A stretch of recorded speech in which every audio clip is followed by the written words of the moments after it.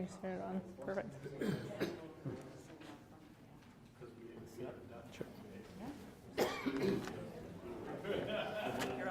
Oh, we coming up? Great.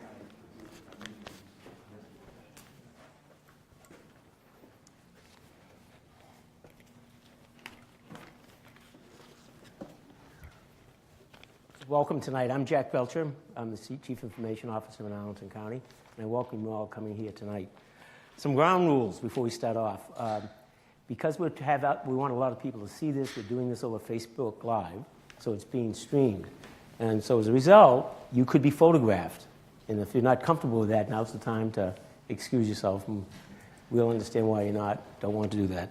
If you're online and you want to participate, or you're here and you want to do it, we have a hashtag in Twitter you can use. And the hashtag is ARL Digital Destiny. So if you want to ask a question, ask it that way. Here, during this discussion, we have a lot of material we want to cover, and at certain points we will stop and allow questions to be asked, and we'll come around with microphones, and you folks can stand up, ask a question, and we encourage that to happen. So thank you all for being here tonight. I want to first recognize some key people that are in the room here. Paul Ferguson, who's clerk of the court now, and actually might be considered the father of this program, the AIR program.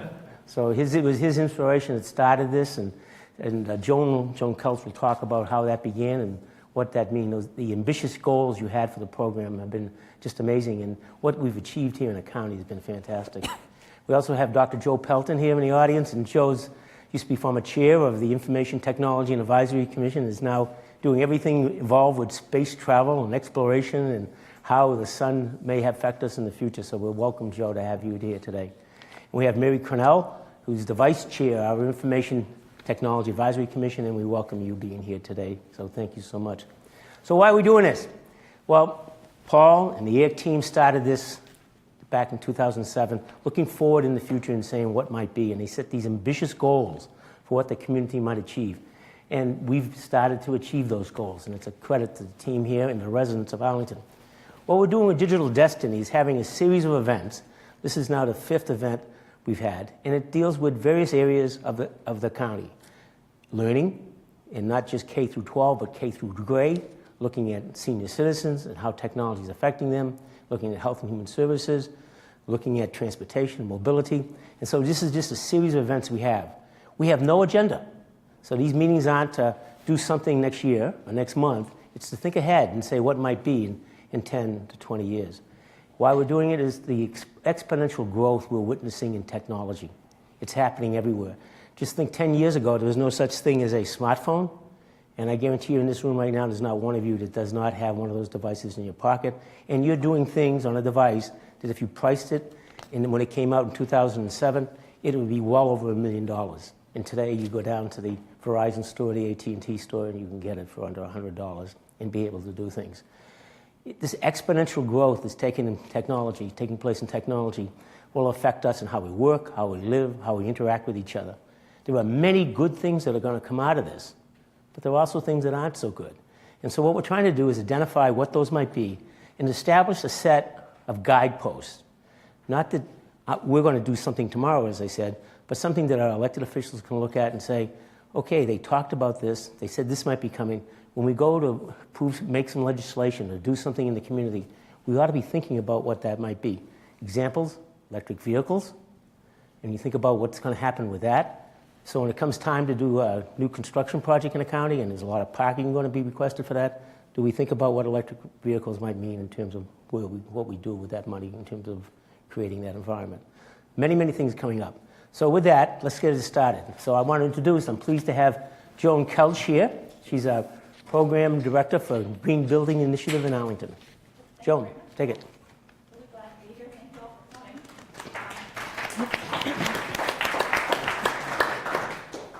coming. So anyway, the story of my day and how, just thinking about it, how it would have been very, very different long ago. And Jack mentioned that everybody in this room has got something in their hand or in their pocket or in their backpack that has, you don't? No, neither of us do. Wow, congratulations. All right. You totally blew my talking point. But that's good. I applaud that. If you can make that work in this world, that is a great thing. But we are all really dependent on that little supercomputer in our pocketbook. And it needs constant energy. It's hooked up to the internet all the time, which is a whole nother layer of energy up there. And we don't really notice any of that until it's gone. So if the power goes out, everybody goes into a panic mode, and we're not quite sure how we're going to make things move from there on. So that's what we're here to talk about today, is that interconnection of energy and technology, and how we're very much dependent on that. So it may be a little bit trite to say, but the future is all about energy, but the future is now. And if you think about all those changes, things are happening almost on a daily basis. And the connection between energy and technology is also indisputable. It's something we just can't get rid of. Could I have that first slide? Technology is not in our favor today. Oh dear. Okay, thank you, Adam. I just wanted to set a little bit of context for us. Is that going to work? Okay. Perfect. That's our beautiful air photo of Roslyn, just to give you a general sense of where we are and what energy use we're taking advantage of these days. So this, oops. Are we good? Yes. Okay. So this is a graph of Arlington's population over time. You don't need to know the exact numbers, but the trend is pretty obvious, and that's not stopping anytime soon. So Arlington is growing. Our economy is growing. We've grown about 30,000 people in the last 15 years. That's a lot of folks. And if you do this next slide, the next one. And this is a nice shot of the Roslyn-Ballston corridor, 1975 to the mid-2010s, 20-teens. Lots of growth, lots and lots of buildings. It brings lots and lots of people, lots of economic growth, good, sustainable, healthy community that we live in, but an enormous amount of energy that gets used given this illustration. So the good news in all of this is that Arlington is actually thinking about the future. We're not just letting this happen. We're prepared and looking ahead. And I think that's one of the things that local government does the best, is we plan for the future. Take care of the potholes today, but make sure we've got good systems set up for the future. So a couple years ago, Arlington County adopted our community energy plan. It was one of the first of its kind in the country, kind of set the stage for a bunch of other jurisdictions to do the same. The CEP sets a goal of reducing greenhouse gas emissions by 75% by 2050.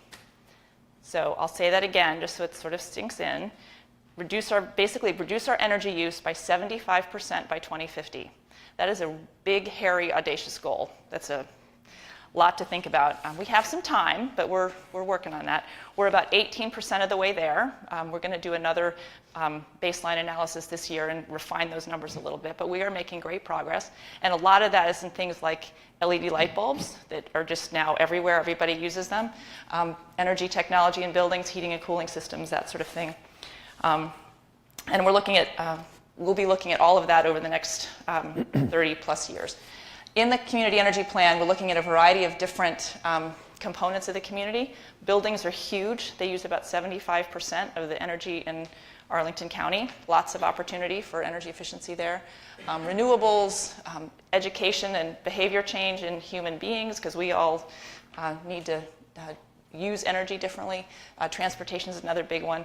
And then where we generate energy, if we can generate it locally versus at power plants that are several hundred miles away. We're looking at all of that, and it's probably a blinding flash of the obvious, but technology plays a huge role in that. All of this is about technology. Some of it can be very simple, and I hope some of our panelists will talk about that. So to get started, I'm going to introduce our first panelist, Adam Segel-Moss, who's a colleague of mine in the county. We both work for the Arlington Initiative to Rethink Energy. And he's going to tell us a little bit about why we're here and where we're headed. Okay. Welcome, everyone. Happy Wednesday. Hello to everybody on Facebook Live, all 800 people. Fake news. Maybe it's more like 500. But welcome. Thank you for being here. If you have questions, again, feel free to ask online. We'd love to get your questions. To take a quick pause and step back and look, this is Arlington, 1920 in Alcova. Little different than now. Mother, child in the driveway, an addition on the back, a new car. Maybe it's the same as now, but slightly different. This is Roslyn, 1937. If you spot the grain silo in the upper left, and then look just to the left of that, you'll be looking at Key Bridge. Things have changed a little bit in Roslyn since 1937. And since the electrification of our communities, much has changed. We've had an explosion of electronics and digital technology. I know this is a pretty busy slide right here, but what you're looking at is the adoption of technology over time. On the vertical axis is 0 to 100% household adoption, and the horizontal axis you're looking at 1900 to 2005. And it took from 1900 to 1960 for electricity to reach 100% of households. And since then, we have technology that is adopted much faster, as we all know, through cell phones and other things.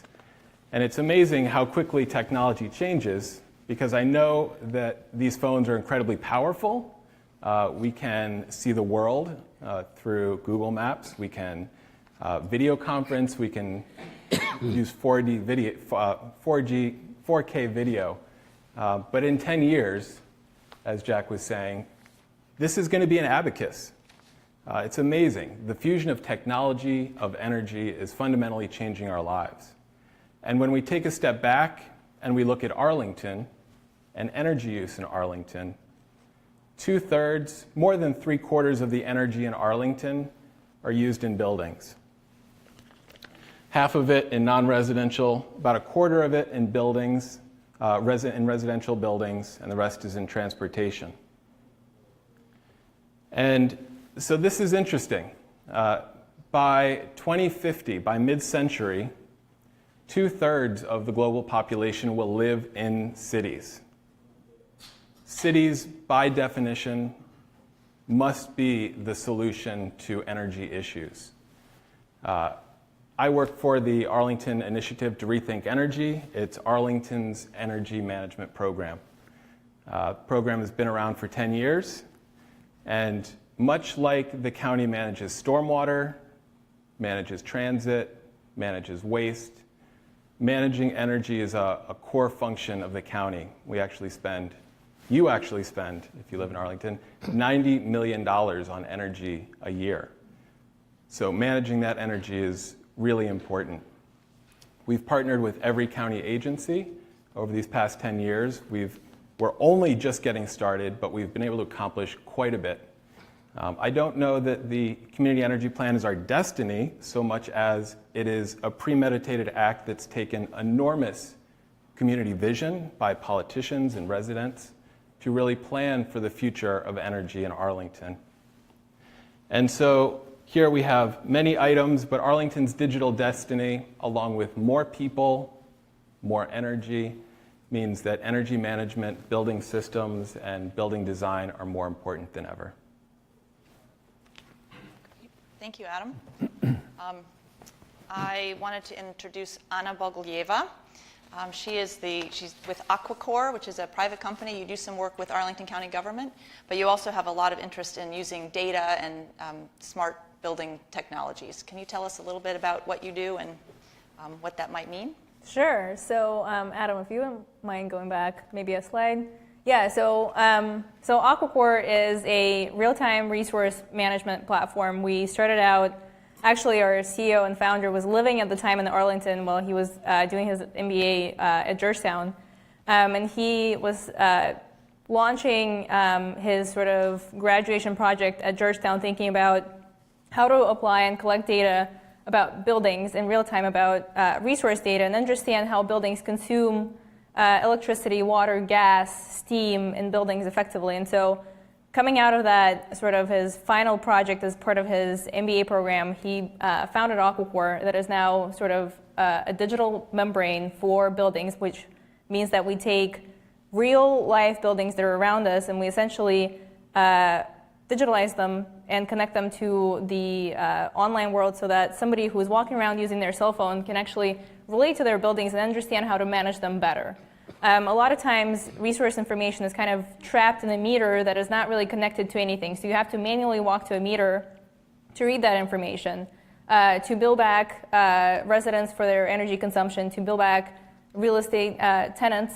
If you work at an office and you're a tenant in an office building, somebody predominantly walks around manually and reads a meter and then generates an invoice for that reading. And so what Aquicore does is it connects to your metering and submetering infrastructure in buildings, or deploys new sensors in buildings to collect data about any piece of equipment that you may have, any tenant space, in order to improve efficiency, improve operations, create transparency in real estate organizations, and essentially drive improvement. And so when you look at what Arlington is spending their energy on, a lot of that is non-residential buildings, and that's really where we focus and spend most of our time at Aquicore, is focusing on those office buildings, office product. And so buildings that we work with in the county are actually a courthouse is one of our buildings. And we do measure the energy consumption of the little jail unit there as well, which is quite interesting. And outside of that, we do a lot of work in Crystal City as well, so gateway properties there with Vornado. And then in the future, we'll also focus on residential buildings and spend a lot more time on multifamily apartments as they continue to consume a lot of energy. You can see that that's a really big chunk of energy consumption in cities, and it's something that we as people should be a lot more responsible about because it's really up to us to conserve that resource. Good, thank you very much.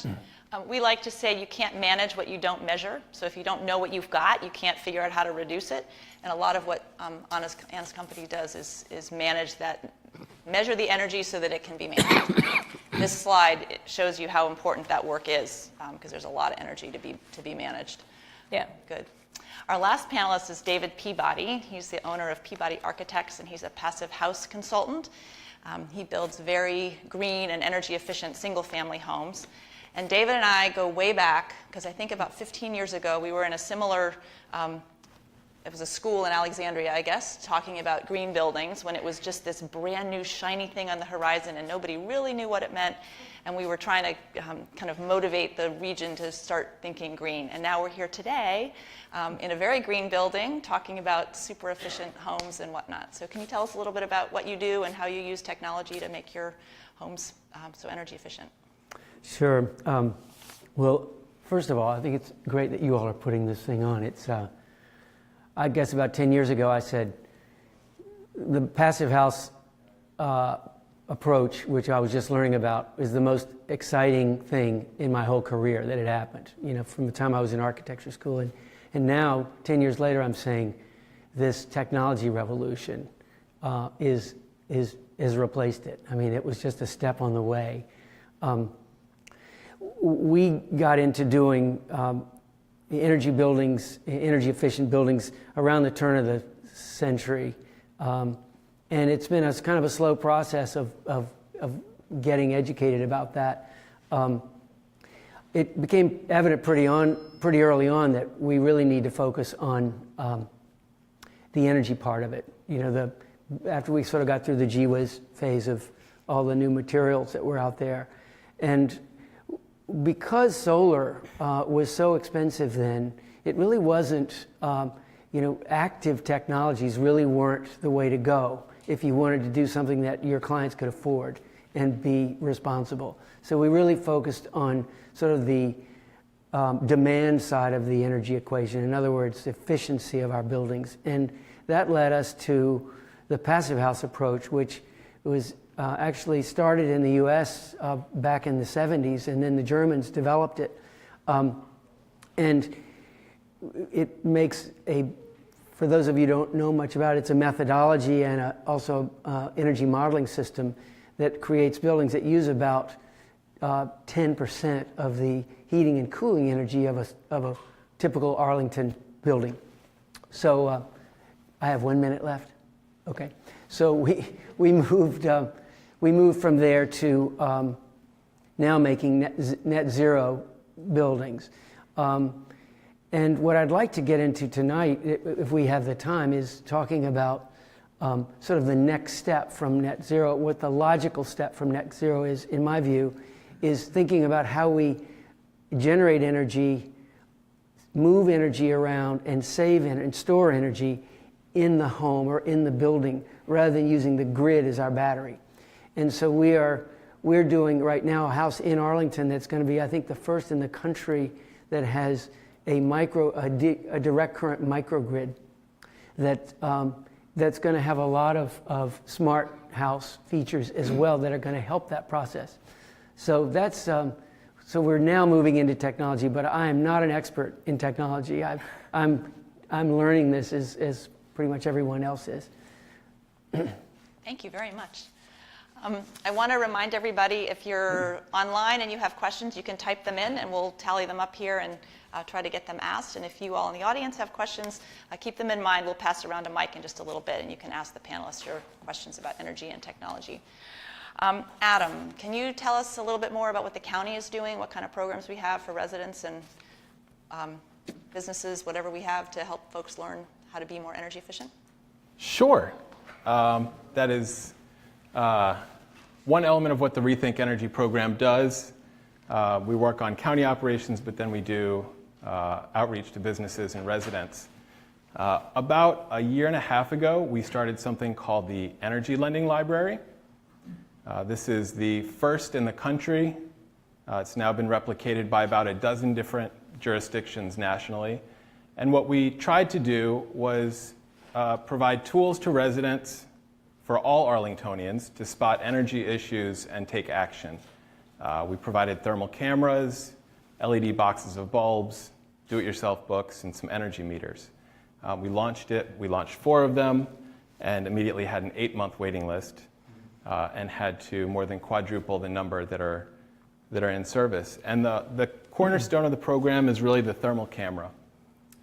If you're not familiar with them, we have one in the back, and you can check them out just as you would a library book. But what it does is it sees what you can't with your eyes. It shows thermal differences by the colors. In the upper right here, you can see a door. You can see air leaks. It shows where air might be moving in and out of your home. It shows where areas of insulation may be missing. You can look at light switches, outlets, can lights, fireplaces, you name it. But it essentially gives you more vision than you have. We also have, if anybody has been to Home Depot or your local home builder and tried to buy light bulbs recently, it's kind of complicated. So we've really tried to make it simple for residents. And now residents can check out a box of LED bulbs without spending $5 or $10 or $15 for a bulb. Take it home, try them out. They come with information about each bulb, the price, how long they last, color. They all dim beautifully, and really just trying to make it easy for residents. Along the same time that we launched the Energy Lending Library, we also launched a home energy rebate program. So for those who may not be familiar, you should definitely know about this. What we're trying to do is help residents spot issues and then address them. And over the past year, we've helped more than 500 residents complete energy upgrade projects on their homes. So insulation, air sealing, heating and cooling, water heaters, duct sealing, that sort of thing. We also have a solar co-op. We've more than doubled the amount of, we've been able to support residents to double the amount of solar in Arlington in just 2 years. About 100 residents have put solar on their roof. And then we also have a green home certification that also helps resident in a checklist-based format to renovate their home. As many of the Arlington homes are, they were built around the 1950s without any insulation. The story there is oil was cheap, insulation was expensive. So we're really trying to still go back and retrofit a lot of projects, and projects that go through our Green Home Certification program often double in size, but use little to no energy or water even after the expansion, so it's pretty notable. So those are a couple of the programs that we have to really serve residents to spot issues and take action.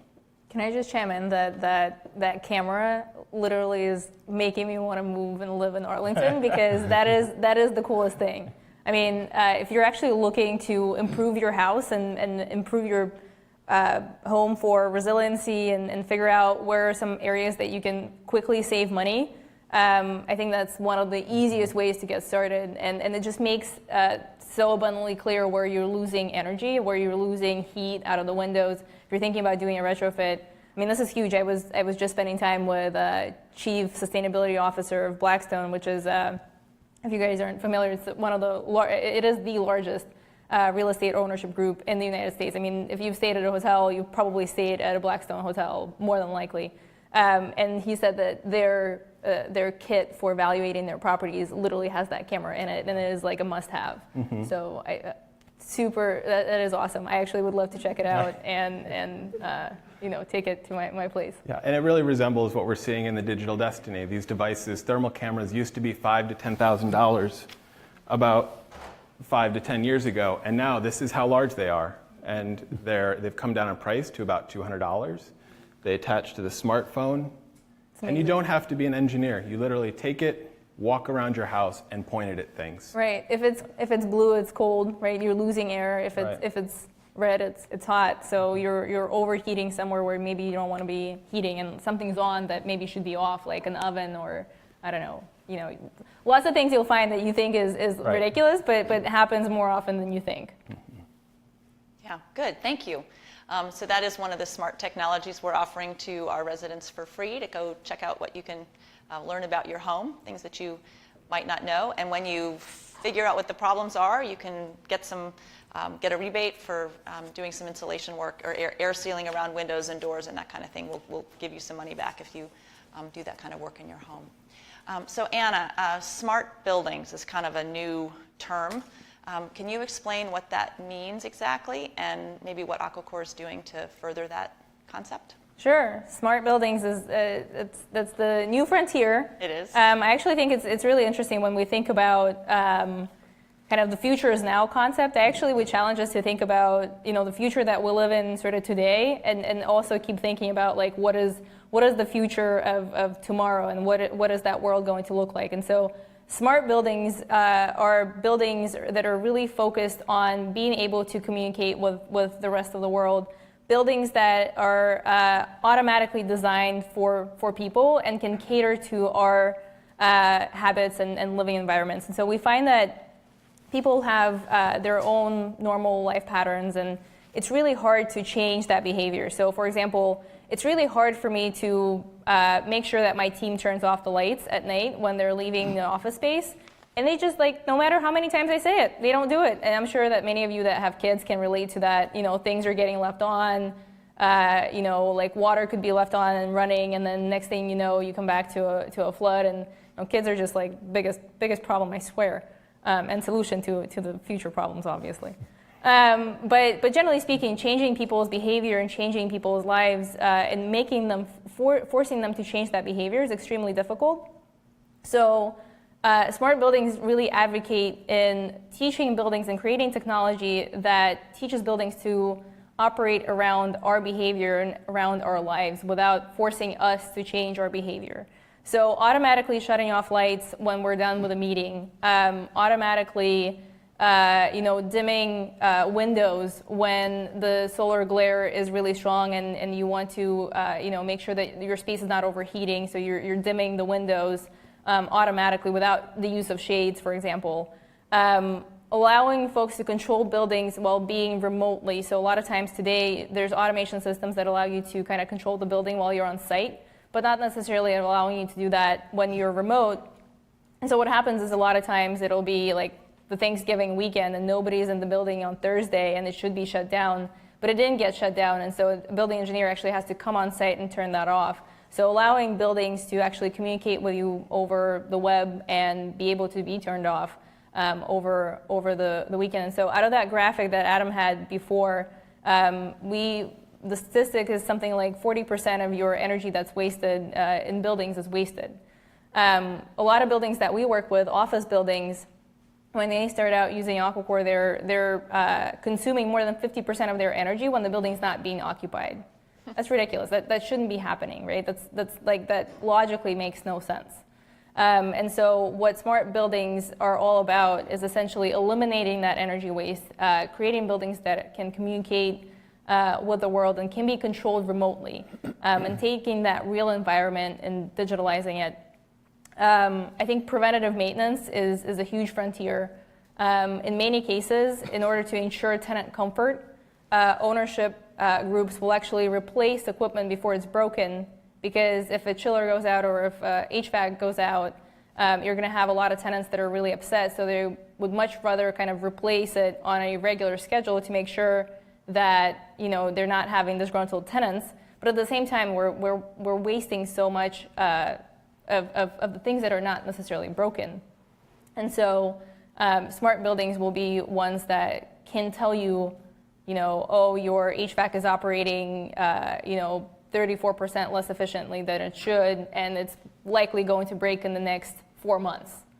That way you can actually gauge at what point you should be replacing that equipment as opposed to just proactively replacing it and throwing it out. And so that happens across the board, like light bulbs get thrown out, HVAC equipment gets thrown out. And so it's about building smart cities and smart buildings that are designed around people as opposed to around kind of the infrastructure, the building blocks that we have. So I think that's kind of what smart buildings are all about. Good, thank you. David, you have clients who are asking for green homes, or you're selling homes to folks that want energy efficient homes. Can you tell us a little bit about perhaps what the demand is? And then you said there were some other things that you wanted to mention about how you're thinking in new ways about building single family homes. So all of our projects are at the passive house, more or less at the passive house level of efficiency. So they're very highly efficient homes, and we found that the cost difference is anywhere between 7 and 10%, or maybe 12% if it's a very small house.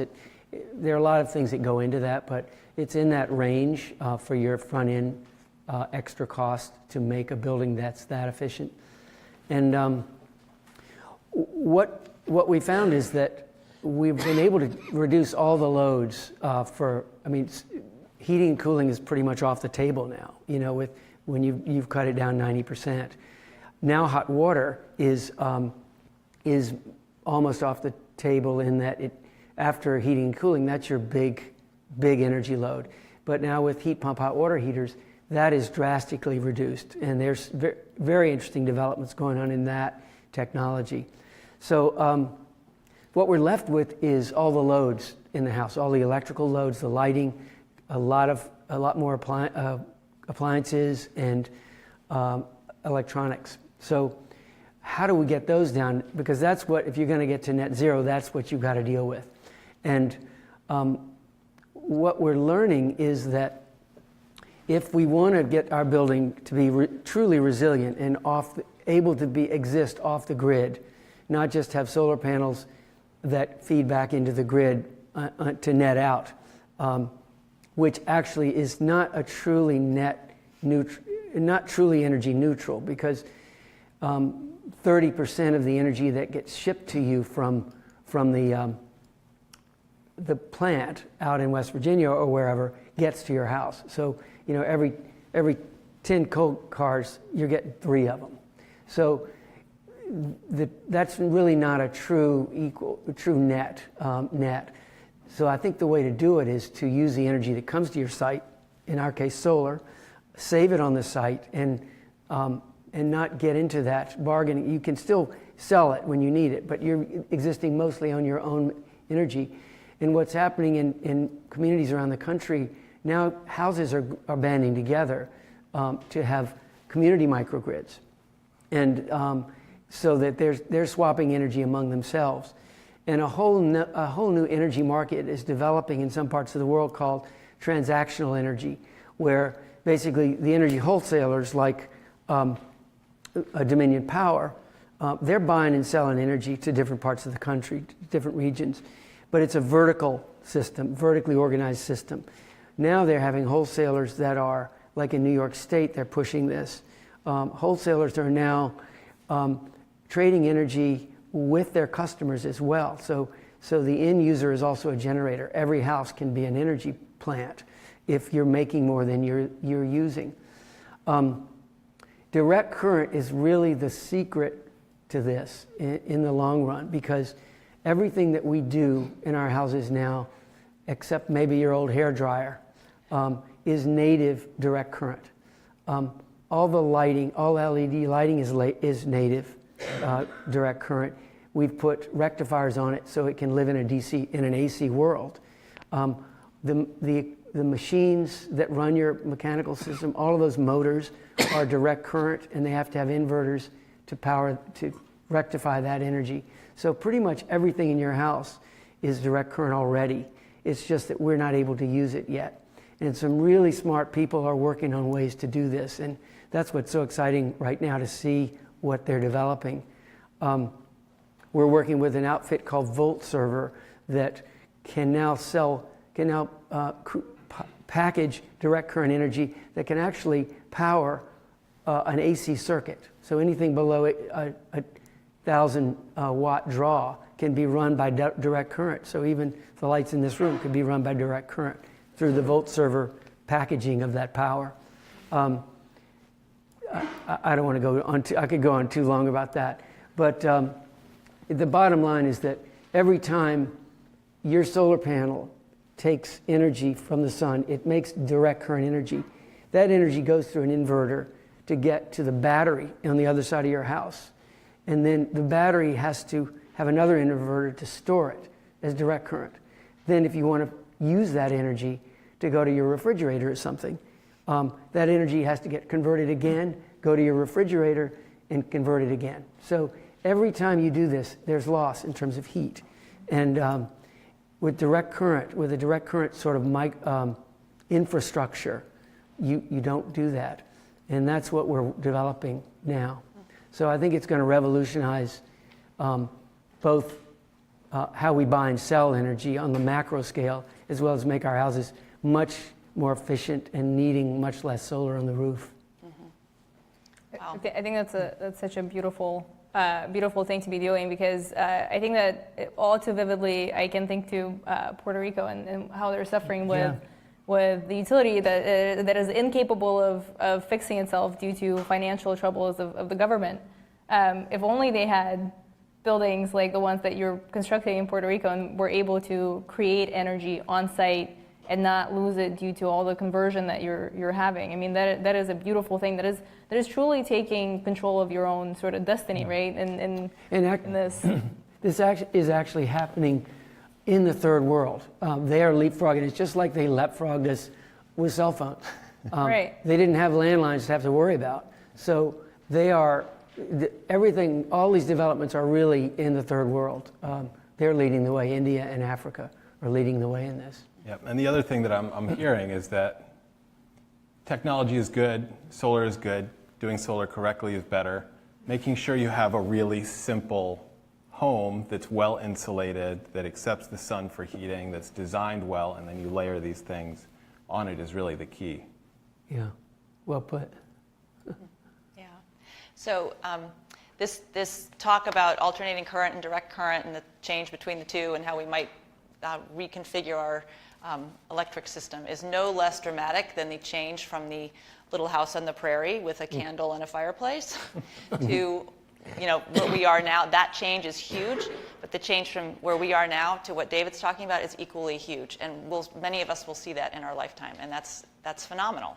That's just amazing. So hang on, we're in for a big ride, I think, right? So Holly, I was going to ask a couple questions of the audience. Are you prepared to run around? So just a couple little quick things before we move on to talk about the future. What tools do you all use in your homes now that might be considered smart or energy efficient? Does anybody have anything that's unique and different? Anybody wants to share, let me know, because of the online audience, we need to make sure we're using microphones. Anyone? Anybody have Thermostats? Alexa or Next thermostats, anybody using those? How many people have Nest Wing? thermostats? How many have them hooked up with their Alexa? No. Do you have a Nest thermostat? Okay, Do you have change is coming, right? Yeah. Given what Adam was saying about what the county is doing with some of the library services we offer and the rebates and whatnot, are there other things you would like to see from our energy management program that might help you all? Tools, training, education, other things that might be useful? Yeah. Yeah. Sorry. Thank you. I would guess going through the FLIR stuff and back, the infrared camera stuff, I have an idea of how to fix things, but just finding the cold spots and the warm spots you mentioned is just the first step. Then the worry begins, and then I'm just stressed. So having information about how to deal with them, or even like events where people can learn the little things they can do, like blocking off outlets, or how much you want to be conditioning your attic or whatnot. Okay. Those are the next steps that they can do to make their house much more energy efficient. Okay, so kind of a do-it-yourself training. Do it That's a yourself, great- or at least learn enough that you appreciate that you have to pay someone else. Right. Those are two different things, right? But if you need to learn enough, so if you hire somebody else, you can actually judge Make sure how they know well what they're they've done doing. it. Exactly. Good. Very, very good point. Okay, good. Duly noted. All right, anybody else way in the back there and here? You talk about education, and I think that's what we all need. And I was wondering, are you taking these programs to the schools? So we raising our kids already with this kind of culture and mentality? Want to take that? Sure. The schools are, I mean, we're talking about population increasing, energy increasing. I think schools are sort of a perfect topic for that. We have a very large increasing population of children, and it needs more buildings. Many of the Arlington public schools are LEED certified buildings, and schools are being used, the actual buildings are being used as tools to teach children.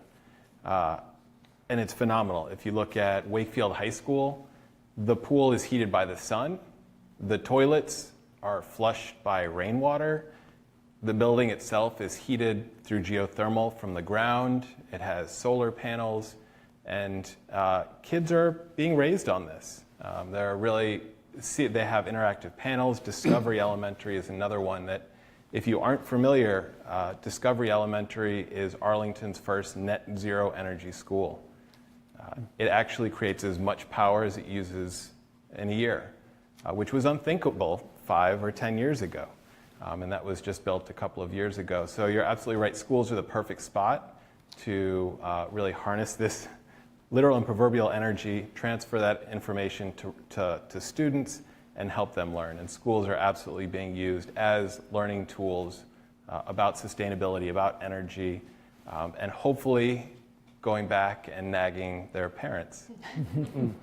About the phantom load, right? That's the perfect topic for the month of October, phantom load. Right. I've certainly seen that in schools. Actually, through my work, I've been engaged with a few schools. I believe one in Arlington that bring in people from the outside and talk about sustainability and energy conservation. And I do think that that is something that is actively being taught to children, especially through the LEAD program.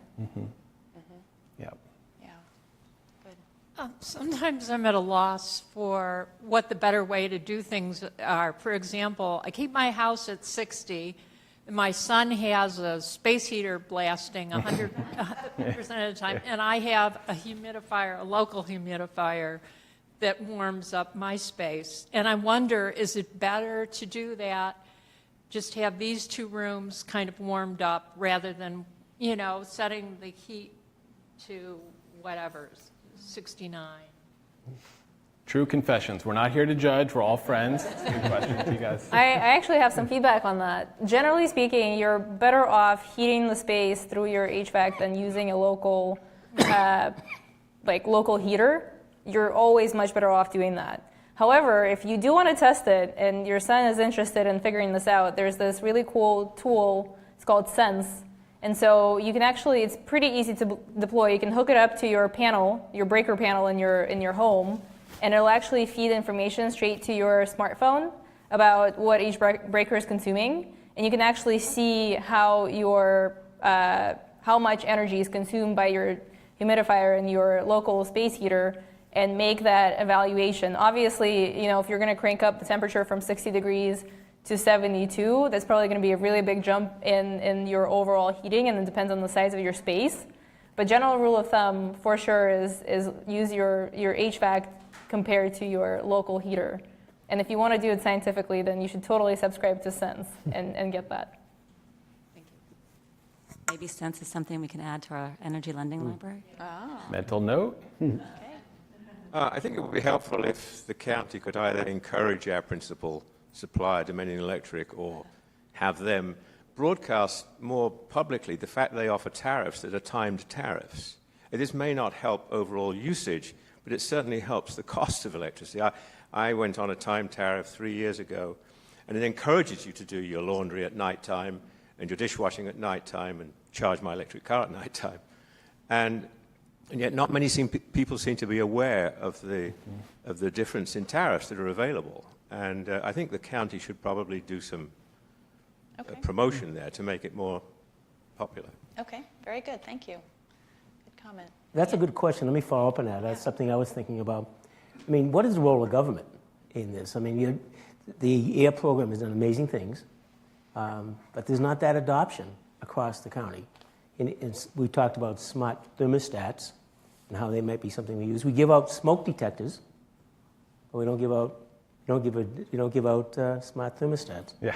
I mean, what is government's role? And that idea of business tariffs, I mean, what you were talking about is so important. I mean, they can be positive, negative inclinations where you basically say, well, if you don't reach this certain level of energy usage, then maybe you pay more taxes? I don't know. And if you do, is there a positive way we can encourage and incentivize people to adopt this? I'm just wondering, I don't know if that's the case or not. I'm not suggesting we raise taxes. I like my job. But it's really interesting because I think if we look at the digital destiny, we look at the advent of technology, I think where we're going is that all of our devices, our refrigerators, our dishwashers, our televisions, they will all have chips in them. They will all connect to the internet. The grid itself has historically been a pretty dumb grid and a dumb meter. And these types of incentives may actually just do themselves by themselves. They will turn on and turn off based on time of day tariffs, time of day pricing as we move into a period where more electric cars come about. There will be incentives for when you charge your electric car. In many ways, I think that the market is moving things. We're seeing, again, more of those processors and internet-connected devices. Over the next 10 years, I expect that many of those things will be talking to each other, making decisions on your behalf to actually save energy. David, you were talking earlier about buildings that you're building the building now. It's going to be really one of a kind in terms of energy efficiency. Do you foresee that in the near future that homes will be certified as being energy efficient, and that'll actually raise the value of the property, or people will be saying, much like buying a car, does Carfax approve it? Do we have their signal? Do they have their stamp on it? Would there be something like that where energy efficiency will be part of the buying the building? Or the whole question about commercial real estate. I think energy use is already in places like Boulder and some other cities. You're required when you sell a house to list the HERS rating for that house, which is Home Energy Rating System of its energy efficiency. So it's not a label like LEED or Passive House, but it's a very accurate measure of how efficient that house is, and people pay attention to that because it's their pocketbook. And as far as that, the tariffs on energy, I think that's all part of this transactional energy revolution that's going to happen. I mean, people are going to be taking control of the energy that they create, and that when they buy it, and it'll be done electronically, kind of behind the screen, but there will be programs that'll decide when you sell that energy and when you can get the best price for it. So it's going to be a whole nother economy, and I know very little about it, but I know that I think the Bitcoin world is sort of part of that. It's all part of this digital kind of money system of digital transactions of energy and money. So it's over my head. But. Yeah. I want to ask, there's a question from Facebook I want to ask, and this goes back to you, Adam, on the community energy plan. It's someone who lives in a condo, and they're saying, normally condos include electrical energy costs. Actually, maybe Anna, this might be part for you too. But it seems to create a lack of importance of being energy efficient because you're paying one set fee. Mm-hmm. Is there a way that could they take advantage of the rebate, or how could you help them and educate them as how they could be more energy efficiently aware? Yeah, it's certainly an issue that we hear about. In our office, we call it the buffet effect. You pay one homeowner association due, and you want to get your money's worth. It's just like when you go to the buffet. So you have no incentive to reduce your energy or water use.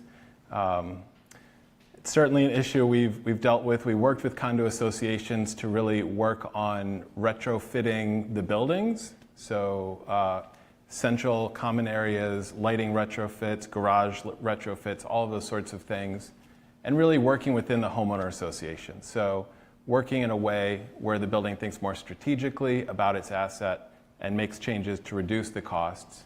And also directly working with your civic association to communicate to residents, even door hangers, basic metrics. As Joan said, you can't manage what you can't measure.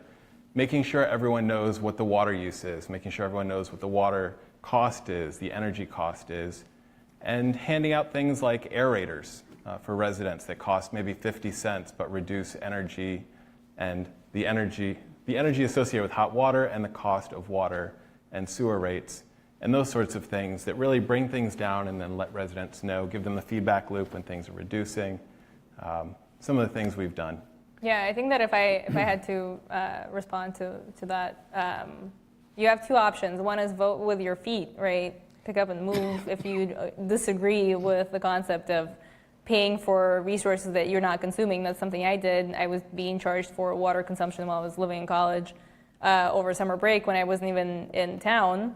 So, that seemed kind of weird and illogical, so I moved.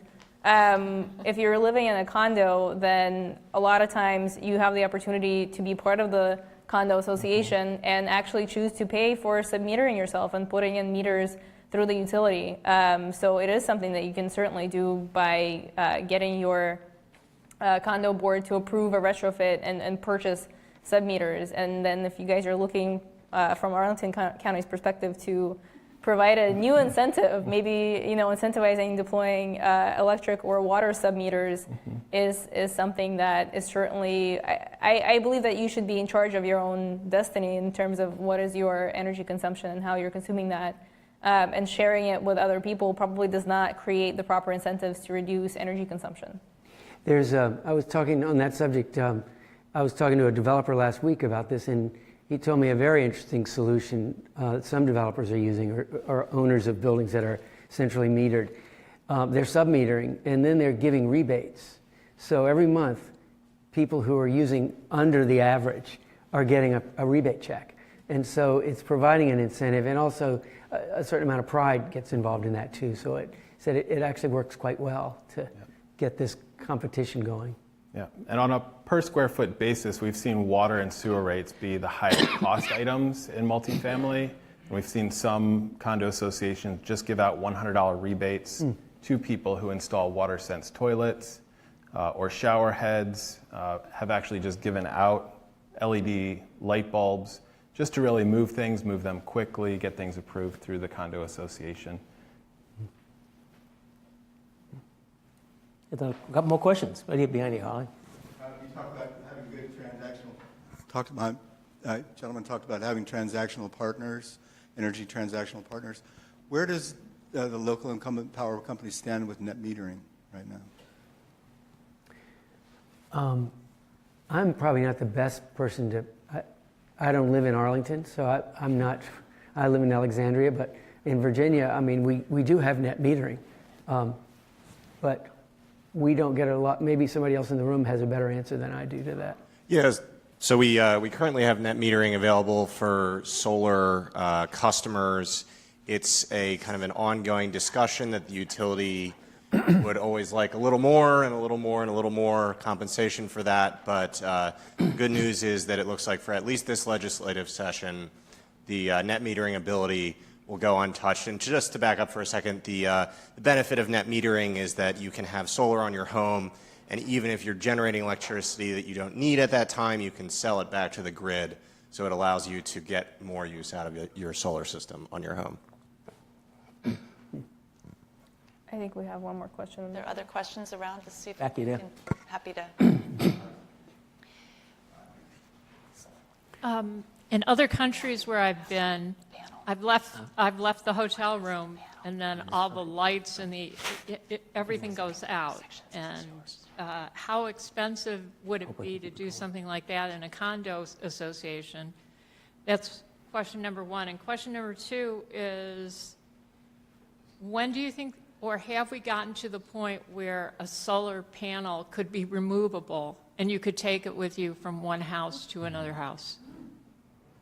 Do you want to go first on the Hotels? Sure. I would not know exactly how much would it cost to hook up your condo building to be kind of like your hotel when you remove the key, I guess, and everything shuts off. I'm pretty sure there's a simple hack of connecting things to a master switch, similar thing. It requires somebody to actually make a decision to turn it on or off. But I've actually seen that in hotels in the US, and I think that might be an interesting concept to allow people to kind of like turn it on and off without forcing them to remove the key sort of thing. So whoever wants to use that can use it. Whoever doesn't want to use it, doesn't have to use it. I think that's probably a good solution to that. But I think the second question is about the I can removing the solar panel and. Yeah, I mean, most of these systems are plug and play. I mean, you would want to think about what system you put in if you're thinking of taking it with you. But they set up a rack on a roof. It's modular.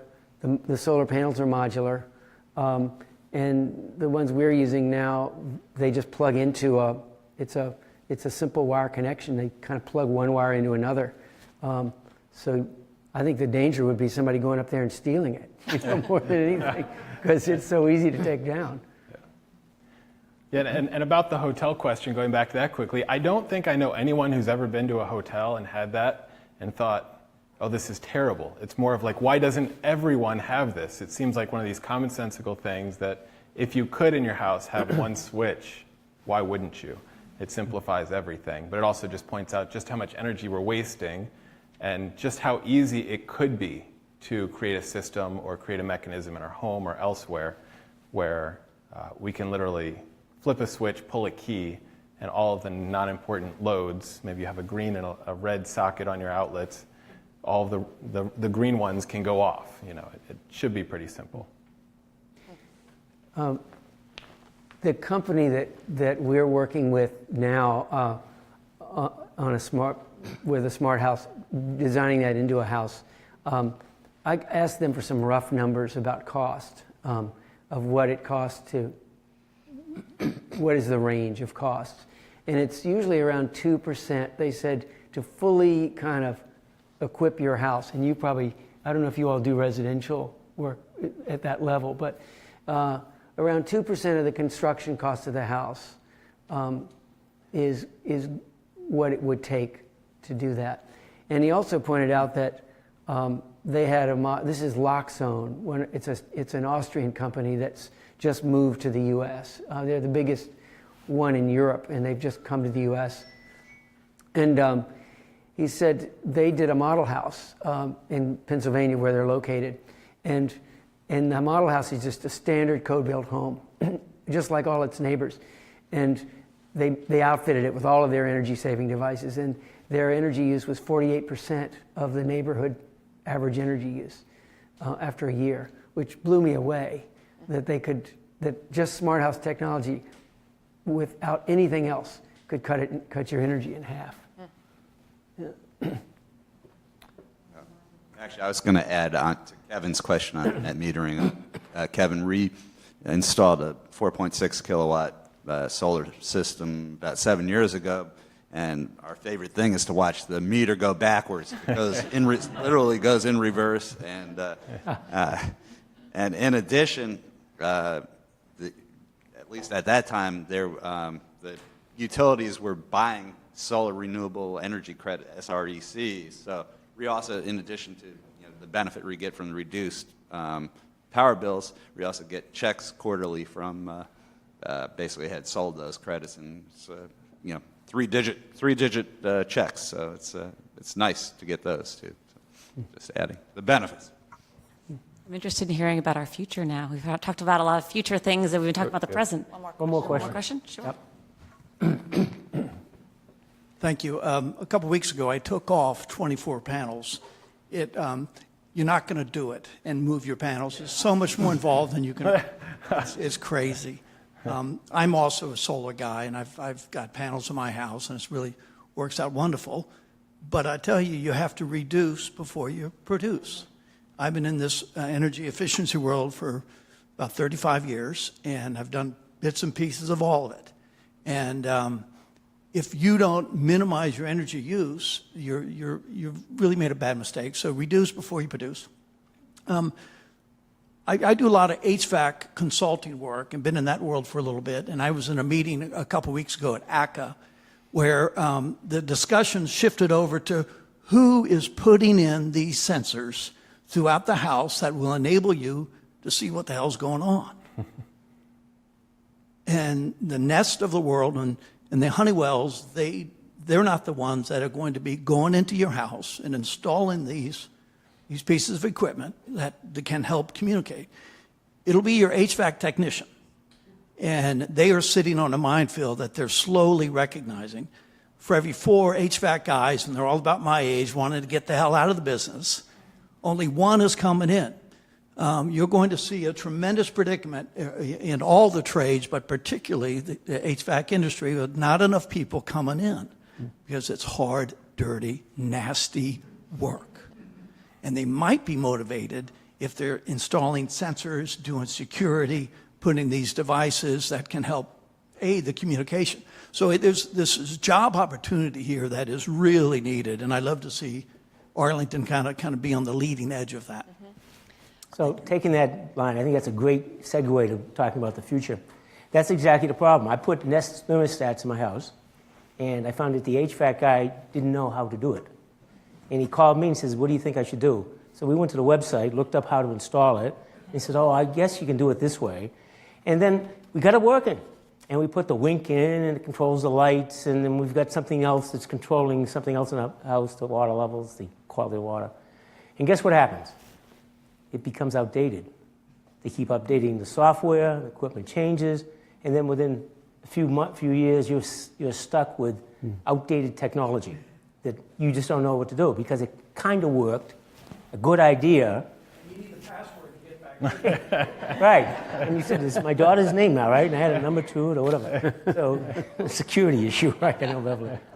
So, I'm going to take you into the future now and have this discussion. So, starting off, we're doing all this not because we got nothing better to do, right? We're doing it because there's a problem. At least I hear there's a problem. Although I'm not sure. When I listen to the news from our current administration, there is no problem. Everything's fine, and you guys are overstating the problem. I want to ask each of you that. Are we overstating it? Do we have an environmental problem that needs to be addressed? And is this something that my granddaughter's grandkids are going to have to address if we don't do it now? David? Yes. I mean, look, I don't want to get fired. I don't want to get fired. No, but yeah, I think that, we have a huge problem of waste, for sure. I mean, the amount of packaging, the amount of things that I produce in my household as a single soul living there is phenomenal. So I do think we have a huge waste problem. It is absolutely seen in every household and workplace. And I think that energy is one of those places that, we're just wasting so much, and it's not efficiently set up. And, for all the things that we blame the government for, I encourage you all to go ahead and take the lead on your own journey to make your homes resilient and actually do something to improve the situation, as opposed to just sort of like complain about it on Facebook, right? I'm sure that that's one of the ways to get it started, but ultimately I do believe we have a problem. It's a big one, and I do think that it jeopardizes the future of our own children and grandkids. Adam? The numbers that I'm familiar with say that by 2050 we need to double the amount of energy generation that we have now. So, sort of putting the impacts aside, we need to figure out what the solutions are going to be. And business as usual doesn't look like the way to go. More transmission lines, more power plants, more coal, both from an economic, health, environmental standpoint. There are just better ways of doing it. Of course, we'd like to leave a slightly better planet for our kids and those that come after us, but at the foundational level, we just need more power. We need to do it better.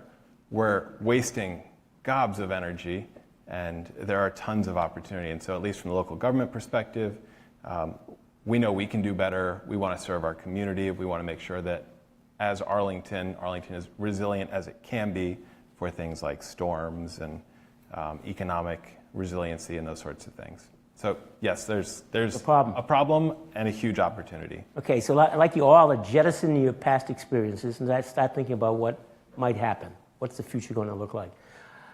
I've heard something called the clothesline effect. We talked about it the other day. You all know what the clothesline effect is? We encourage people to leave the clothesline and take their clothes inside and use dryers and electric washers and whatever, and make sure they're energy efficient. Yet I'm told, talking about sources of energy, that the sun, in 1 hour, generates 8,000 times the amount of power needed by all of mankind in a year. I don't know if that's true or not, but that's what I heard. If that's the case, what's the future going to look like? Where's that source of energy going to come from? Is it the AC? Is it the DC model? We go to that. Is it solar? And we buy into it totally and say that's the way to go. Battery technology is changing rapidly. Electric vehicles, 5 years ago, there's probably 2 companies making electric vehicles. Today, there's not an automotive company in the world that's not planning for electric vehicles. What are your thoughts? Who wants to start off? Got such a big question. I think we don't know what's going to happen. There's so many. It's such an amazingly disruptive time. There is a video that I would encourage everyone to watch. It's by a guy at Stanford, and his name is Tony Seba, and it's an hour talk, and he talks about disruption in a combination of electric generation, battery storage, electric vehicles, and driverless cars.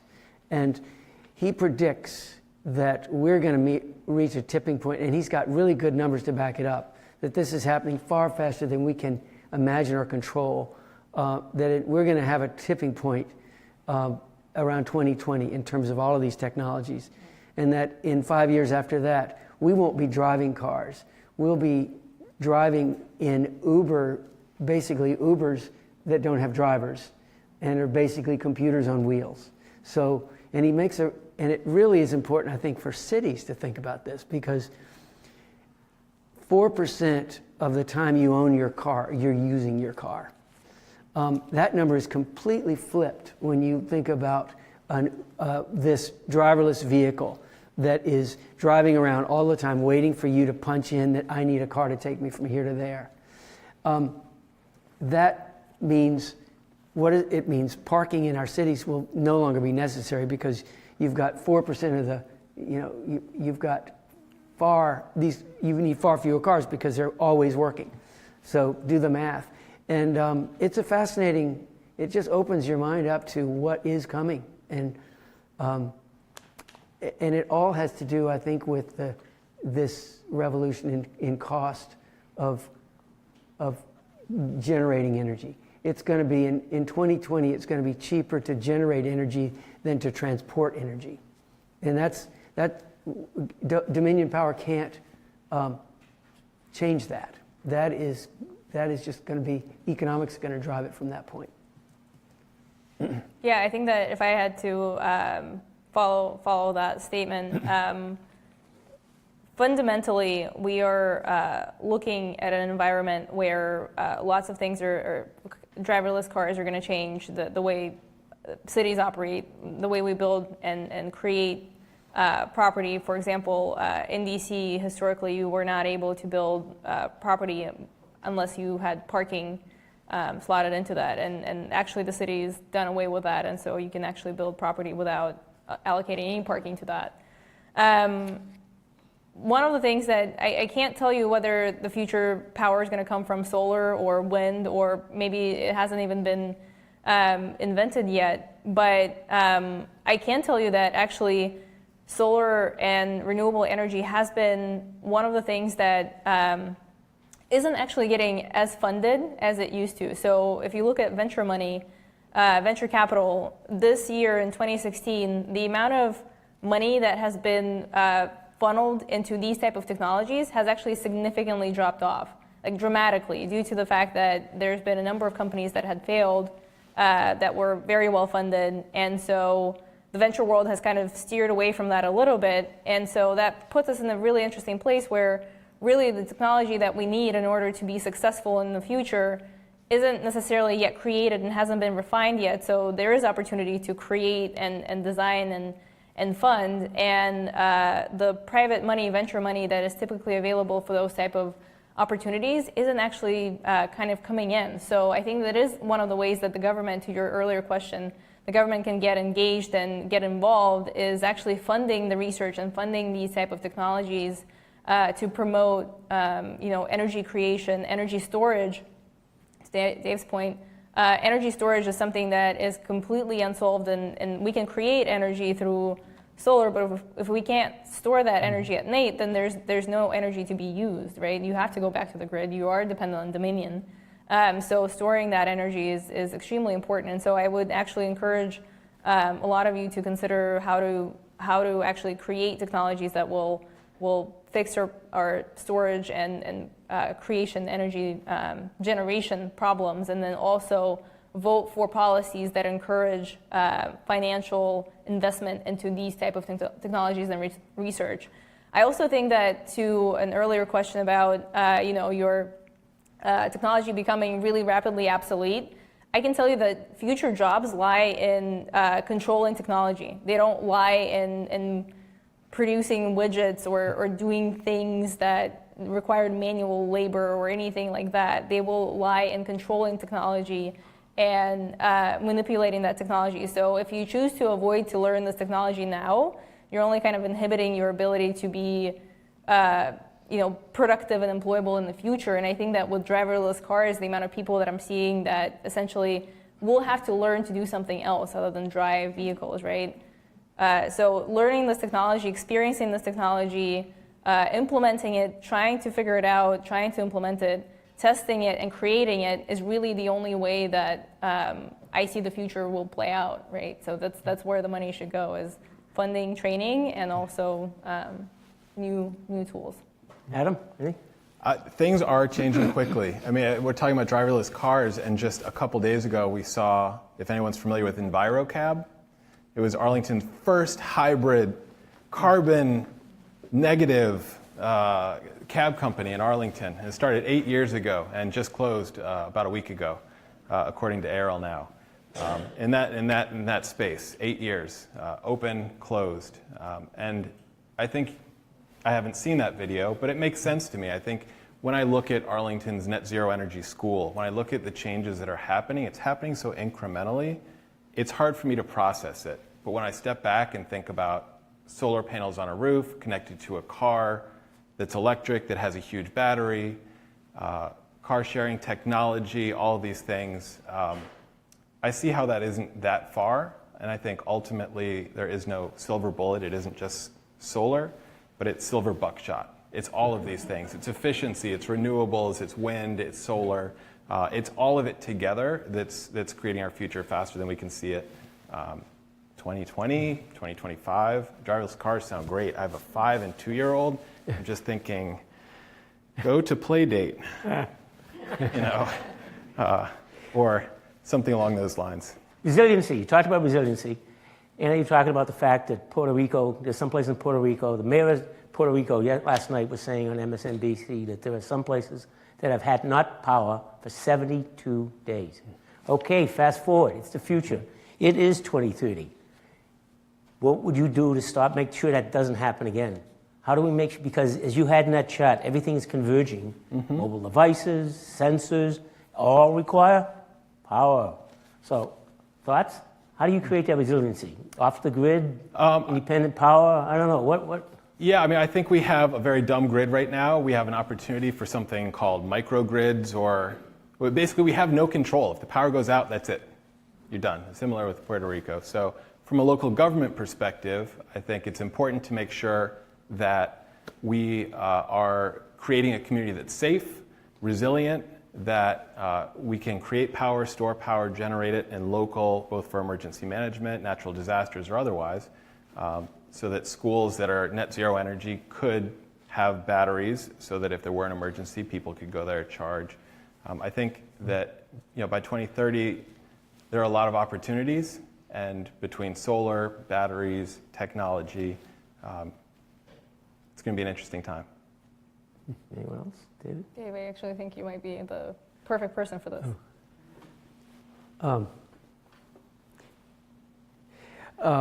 Actually, as far as Puerto Rico, that has started a big discussion in Puerto Rico about microgrids. They are looking into it. As you all may have read, Elon Musk has donated lots of batteries to get the hospital up. So I think they learned a really good lesson about resiliency and being independent of one big central grid. And just to add a little bit of the other side to this, I mean, there are some clouds in all this excitement, and they're really two acronyms. One is EMP and one is EMF. And I think people are beginning to take that seriously. EMPs are electromagnetic pulses, which can be released by the sun, by solar flares, or by a nuclear device in the atmosphere. And I know our government is very concerned about it. In fact, I think it's this weekend that there is a conference among many disciplines. I think it's called the DuPont Conference in D.C., bringing lots of heads together to see how can we make our government and our government buildings and our buildings and communities more resilient to things like that, because we're getting so dependent on electronics. In one zap, I read in two places I read this.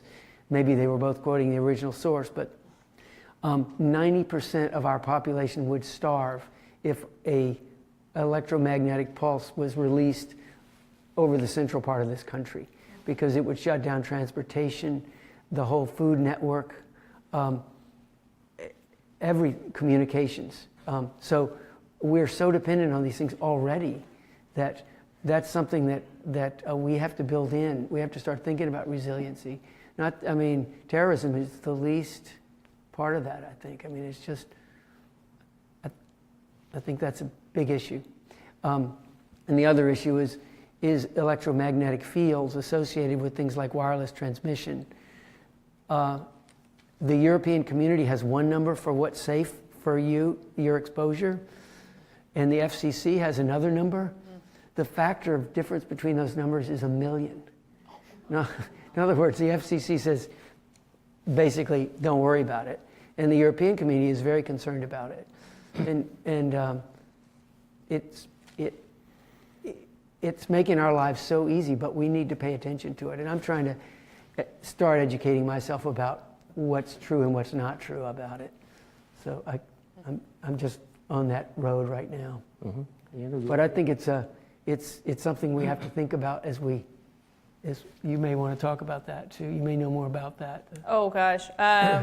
Well, I was going to say that it sounds like smart buildings are the way to go. Vertical farms and making sure that you're, creating your own little island outside of being connected and dependent on a lot of the environment. And I think that a lot of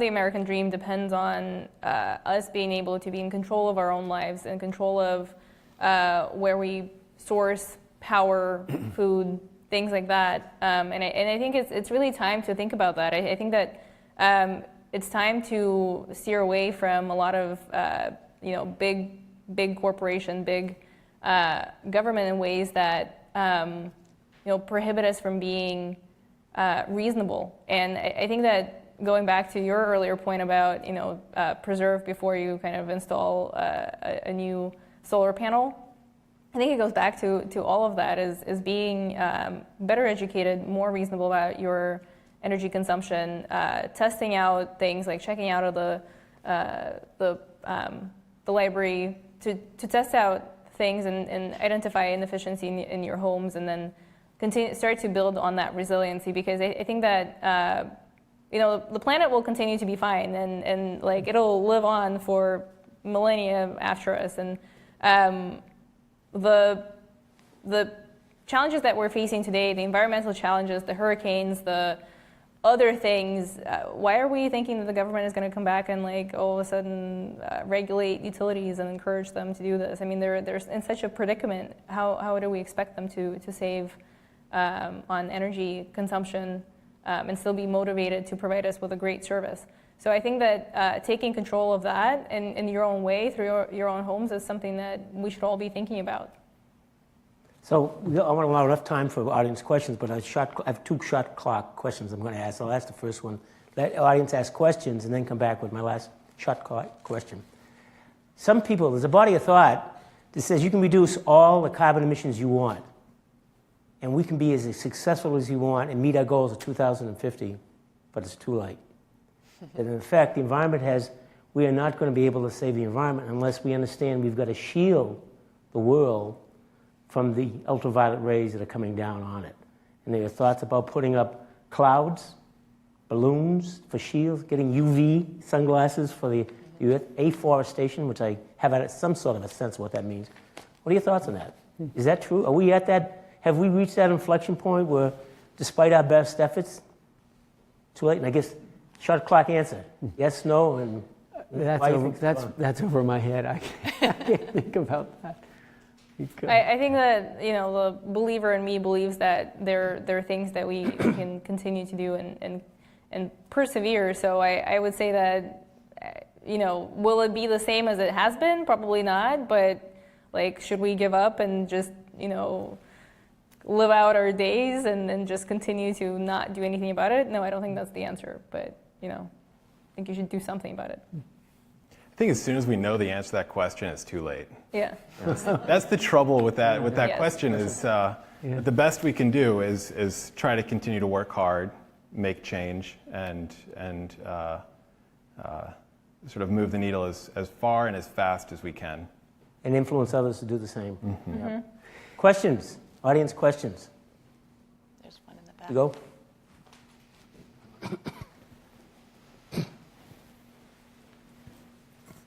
Hi, I just wanted to, thank everyone for the discussion. It's been very interesting. The point I would emphasize is we don't know the future. We can't know the future. But I think we can be confident that the pace of change is going to continue to seem very fast. And that in terms of achieving energy saving, it comes down to all the new technologies that are coming out. Can we incorporate them? Can our companies change? Can people's lives change? The difficulty with change is often that people don't have enough economic security to accommodate the change. A company's going to get shut down, they're out. Or they're not able to get the education, the retraining they need in the time. So those two things, increasing economic security and increasing the ability to train, that's a conversation that we need to have as a nation, not as Arlington. I know we're limited in that. But I think we can support good practices in that area, and I think that's important to remember, that we need sort of an economic way to adopt the technological change for it to succeed. That's what I emphasize. Mm-hmm. Very good. Any other questions? There's one right here. I think I'd like to add another point to that. What about the safety of the data that we're collecting with all these smart devices? What are your thoughts about that, right? Great question. That's a great question. I think that we continue to be to expose ourselves further and further to technology, and I don't think that there is a way to revert from that. We can't walk away. We just sort of have to face that aspect of the reality. And I can tell you that in many ways, a way to start on that is personal security hygiene. I think that you had earlier mentioned that your password was your daughter's name, right? So starting there is really where you should start, because all the hacks that are happening, they're happening through human error, right? It's very much driven by the fact that we're not being safe and protective of our own information in the ways that, like, will the companies do good by us? Maybe, maybe not. And I can tell you that that's a question that comes up a lot for us when we deploy sensors in buildings and collect this data. And the way we talk about it is, we service, let's say Facebook is one of our customers, and they put us through the ringer. I mean, they really took us there. I had not seen a security questionnaire quite that deep with that many people in the room. Certainly modifications had to be made, and I think that it's something that we can continue to regulate on, which will be a punishment on the companies. But if I were to think about what we can do immediately as people, is make sure that you're maintaining security hygiene and updating your passwords and creating them that are not necessarily your pet's name, or 111 sort of thing.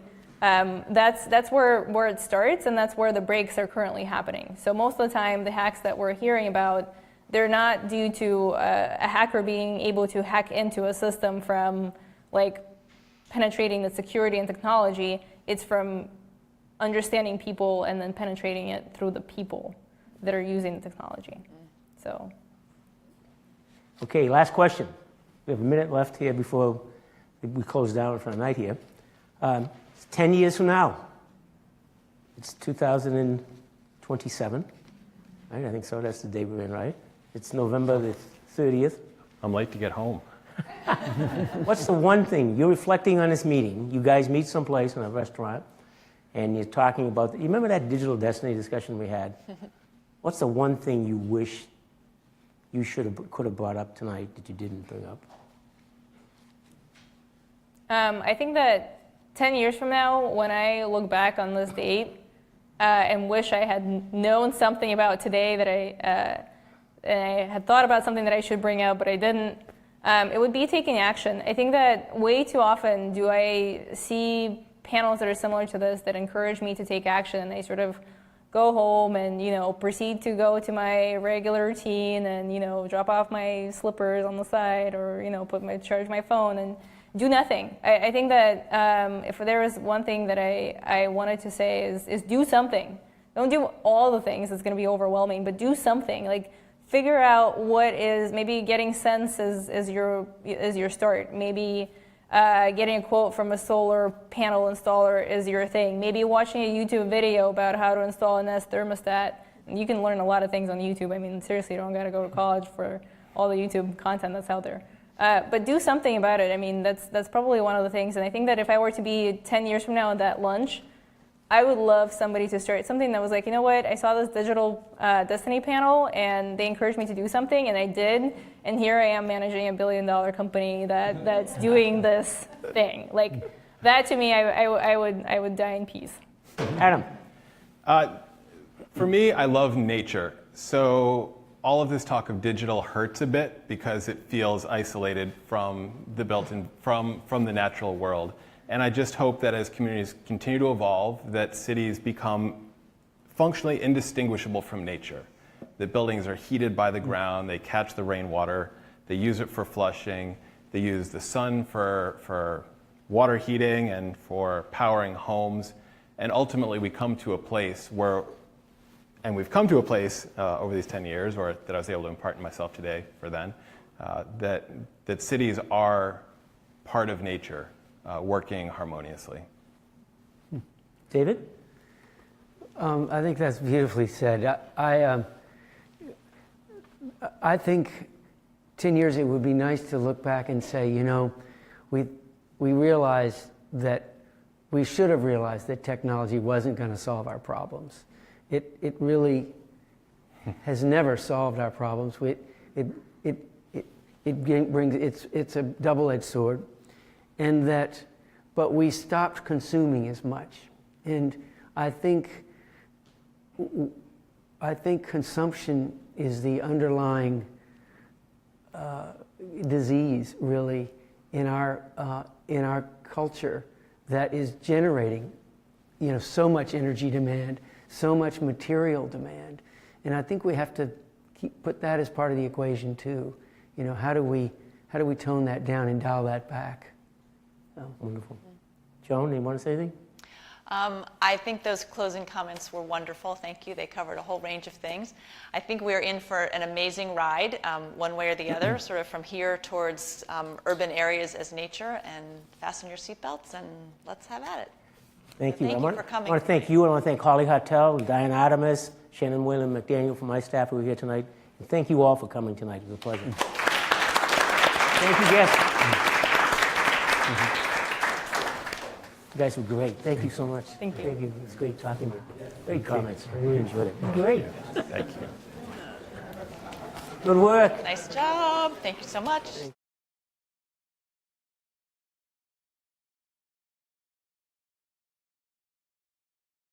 Wrap up was awesome. Yeah, really perfect. Thank you. Thank you for jumping in. You were great at this. Like you never went, didn't panic. You just.